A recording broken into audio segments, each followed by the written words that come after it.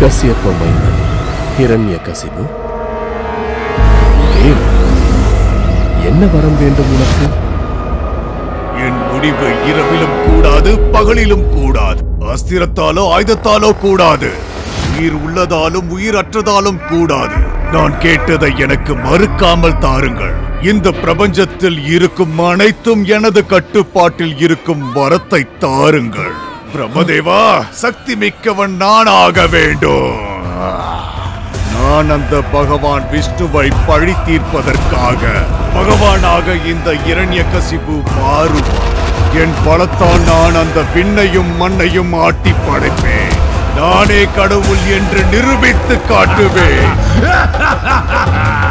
காலச்சக்கரத்தின் லீலைகள் வினோதமான எந்த சாம்ராஜ்யம் இருளின் சக்தியால் எழுப்பப்பட்டதோ அங்கே ஒரு பவித்திரமான ஜோதி ஒளியை தருவதற்காக தயாராகிக் கொண்டிருந்தது.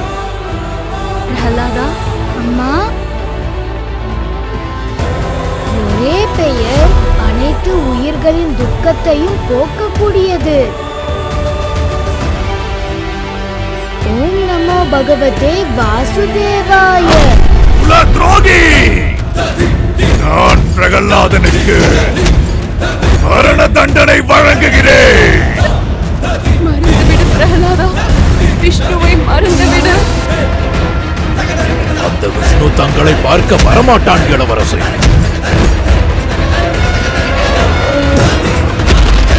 இந்த சிறுவனுக்கு தரிசனம் தர வாருங்கள். வாருங்கள் என் இறைவா.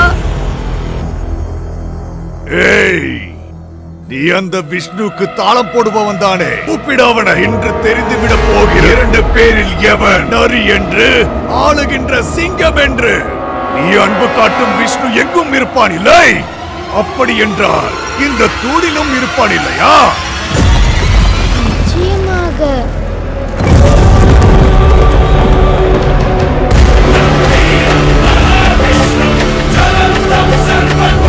முடிவாக என் முன்னே வந்து விட்டாய். உன் முடிவை அழைத்தவன் நீதானே. உன் கதையை முடிக்க நான் வந்து விட்டேன்.